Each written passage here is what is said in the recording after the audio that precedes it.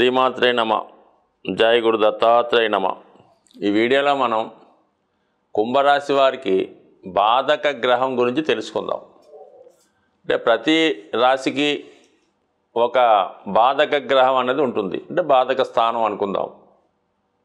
మరి చరరాశుల వారికి లాభాధిపతి, స్థిర రాశులకి భాగ్యాధిపతి, ద్విస్వభావ రాశులకి సప్తమాధిపతి బాధకుడు.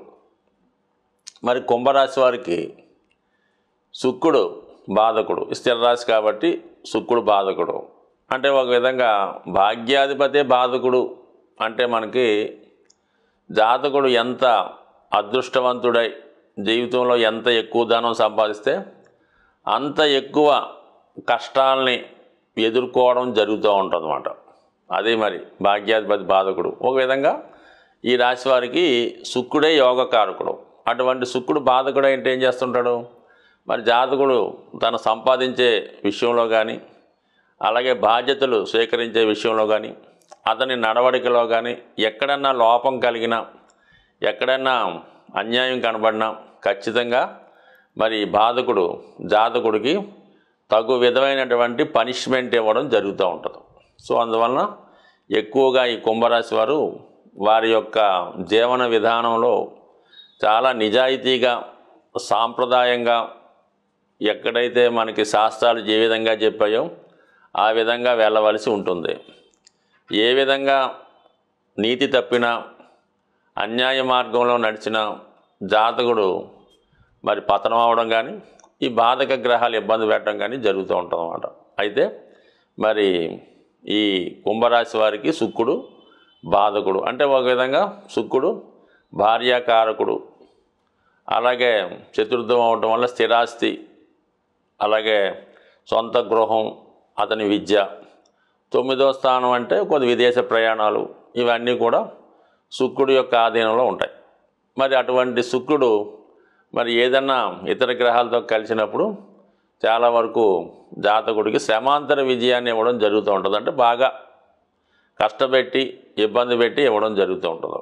మరి రాశ్యాధిపతిగా ఉన్నటువంటి శని భగవానుడు మరి శుక్రగ్రహంతో వారి యొక్క జన్మ జాతకంలో ఉంటే జాతకుడికి వివాహం తర్వాత అదృష్టం కలిసి వస్తుంది. అంటే బాగా ఉద్యోగం చేసే భార్య కానీ, పూర్వకాలం అయితే ఎక్కువ కట్నం తెచ్చే భార్య కానీ రావడం వల్ల జాతకుడికి చేదోడు వాదోడుగా ఉంటూ ఆర్థిక పరంగా అభివృద్ధికి కారణమవుతుంటుంది. చాలామంది మా భార్య ఏం కట్నం తేలదు అంటారు, కానీ ఏదో విధంగా ఈ కుంభరాశి వారికి ఈ శని ప్లస్ శుక్రుడు కలిసి ఉన్నప్పుడు ఖచ్చితంగా వాళ్ళ యొక్క జీవితం వివాహం తర్వాత అనుకూలిస్తూ ఉంటుంది. అయితే ఏంటంటే చాలా వరకు మరి కొంత డబ్బు ఉన్నటువంటి కుటుంబంలో రావడం వల్ల మరి జాతకుడిని నెగ్లెక్ట్ చేస్తూ ఉంటుంది. పెత్తనం అంతా తనే చేయడం, ఫైనాన్స్ అంతా తన చేతిలో తీసుకోవడం, ఈ విధంగా తన మీద పెత్తనం చేయడం వల్ల జాతకుడు తన అసంతృప్తి చెందుతూ చాలా సందర్భాల్లో ఇది వివాహ జీవితం విచ్ఛిన్నానికి కూడా కారణమవుతుంటుంది. అంటే స్వభావ సిద్ధంగానే ఈ కుంభరాశి వారికి వివాహ జీవితం అంత సక్సెస్ఫుల్గా రాదు. ఎందుకు కారణం, సప్తమాధిపతిగా ఉన్నటువంటి వాడు సూర్యభగవానుడు రవి, మరి రాష్ట్రాధిపతి ఏమో శని, అంటే మామూలుగా వాడేమో కార్మికుడు శ్రామికుడు, సప్తమ భావం ఏమో అది కింగు. అందువల్ల ఒక మంచి ఉన్నత కుటుంబంలో బాగా హై లెవెల్లో ఉన్నటువంటి భార్య రావడం వల్ల ఇతను ఆ భార్యతో అకామిడేట్ అవ్వలేకపోతుంటాడు, సర్దుకుపోలేకపోతుంటాడు. ఆ కుటుంబంలో ఈ భార్య ఇమ్మడలేకపోతుంటుంది. ఈ కారణాల వల్ల చాలా వరకు వివాహం ఆలస్యం అవడం, దాని తర్వాత ఇబ్బందులు పడడం జరుగుతూ ఉంటుంది. చాలామంది సర్దుకుపోయడానికి అంటే స్వభావ సిద్ధంగా కుంభరాశి వారికి సేవకా లక్షణాలు ఉంటాయి కాబట్టి మరి భార్యనే ఒక బాస్గా చూస్తూ ఆవిడ దగ్గర సేవకుల్లా ఉంటే ఖచ్చితంగా ఇతని వివాహ జీవితం బాగుంటుంది, అదృష్టకరంగా ఉండే అవకాశం ఉంటుంది. సో ఇది శని శుక్రులు కలిసి ఉండడం వలన ఏర్పడే స్థితి. అలాగే మరి శని భగవానుడికి ఈ కుజుడు ఒక విధంగా ఈ బాధకుడు లాంటి వాడు అవుతుంటాడు. ఎందుకంటే శని కుజుడు యొక్క రాశిలో నీచిపడుతూ ఉంటాడు. అందువలన ఏంటంటే ఈ కుజుడు శుక్రుడు కలిసి ఉన్నారనుకుందాం, ఈ కుంభరాశి వారికి బాధకుడైనటువంటి శుక్రుడితో కుజుడు కలిసి ఉందాం అనుకున్నాం. అప్పుడు సాధారణంగా ఏమవుద్దంటే మరి ఒక విధంగా సహజ రాశి చక్రంలో అంటే మనకి గ్రహాల సంబంధం లేకుండా శుక్రుడు భార్య, కుజుడు భర్త, మేషం తుల అనుకుందాం, లేదంటే వృశ్చికం వృషభం అనుకుందాం. ఆటోమేటిక్గా ఎప్పుడైతే ఈ కుజుడు శుక్రుడు వీరి జాతకంలో కలిసారో జాతకుడు ఏదో విధంగా భార్యను డామినేట్ చేసే ప్రయత్నం చేయడం, వేరే విధంగా ఇబ్బంది పెట్టడం జరుగుతుంటుంది. అలా కాకుండా జాతకుడికి ఒక విధమైనటువంటి ఏదో ఒక బలహీనత ఉంటుంది. భార్య దగ్గర పొందలేనటువంటి సుఖాల్ని, ఆనందాలని వేరే చోట పొందే ప్రయత్నం చేస్తూ ఉంటాడు. ఈ పొందే ప్రయత్నంలో ఆటోమేటిక్గా జాతకుడికి వివాహ జీవితం పాడవుతుంది, ధన నష్టం జరుగుతుంది, అతని స్థిరాస్తికి ఇబ్బంది కలుగుతుంది. టోటల్గా ఇది కూడా మరి ఎందుకంటే వివాహ జీవితానికి నష్టానికి కలిగే అవకాశం ఉంటుంది. అందువలన వీళ్ళ యొక్క జీవితంలో కుంభరాశి వారికి, లగ్నం వారికి శుక్రుడు రవితో కలిసినా ప్రాబ్లమే, కుజుడితో కలిసినా ప్రాబ్లమే, చంద్రుడితో కలిసినా ప్రాబ్లమే. అందువలన ఎక్కువ శాతం వీళ్ళు రాజీ పడితేనే వివాహ జీవితం బాగుంటుంది. ఎందుకంటే బికాజ్ శుక్రుడే వివాహకారకుడు కాబట్టి, వాడే బాధకుడు కాబట్టి నిరంతరం వీళ్ళు ఎట్టి పరిస్థితుల్లో కూడా ఏ స్త్రీతో కూడా, తల్లితో కానీ, చెల్లితో కానీ, భార్యతో కానీ, కొలీగ్స్తో కానీ ఎప్పుడూ గౌరవప్రదంగా మెదులుతూ చాలా వరకు వాళ్ళకి దూరంగా ఉంటేనే జాతకుడు అభివృద్ధి కలిగి ఎటువంటి కష్టాలు లేకుండా సుఖంగా ఉండే అవకాశం ఉంటుంది.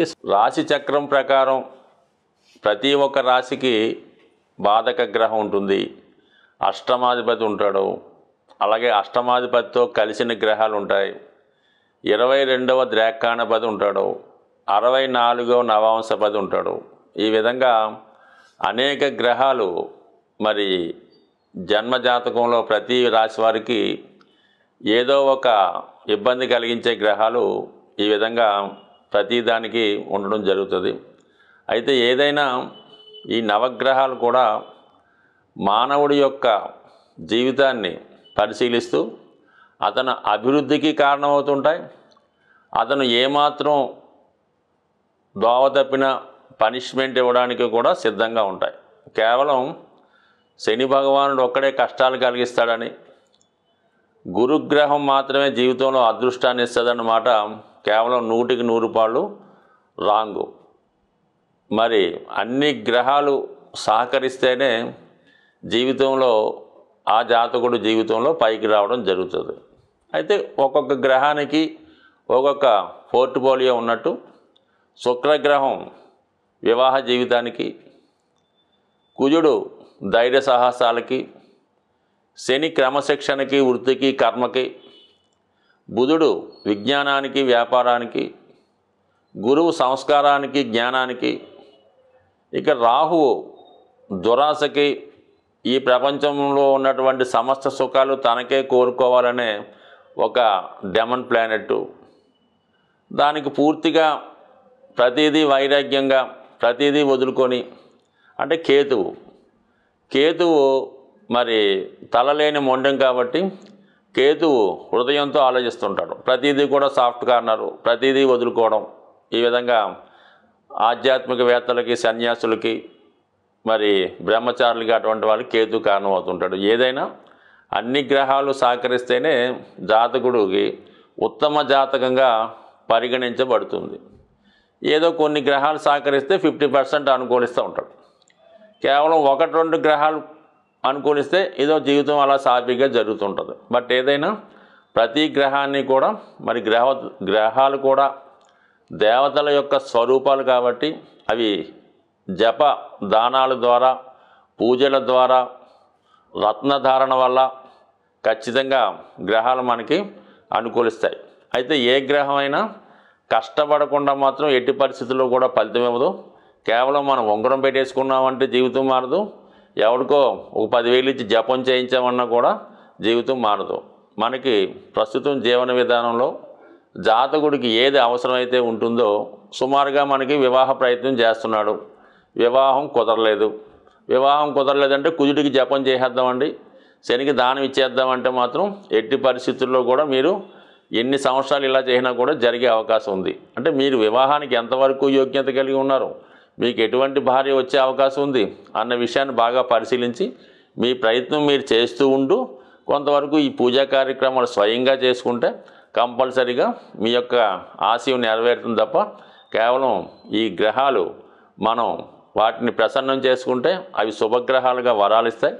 వాటిని నిర్లక్ష్యం చేసి వాటికి సంబంధించిన తప్పు కార్యక్రమాలు చేస్తుంటే అవి బాధకుడుగా మరి జాతకుడి యొక్క పతనానికి కారణమవుతుంటాయి. స్వస్తి.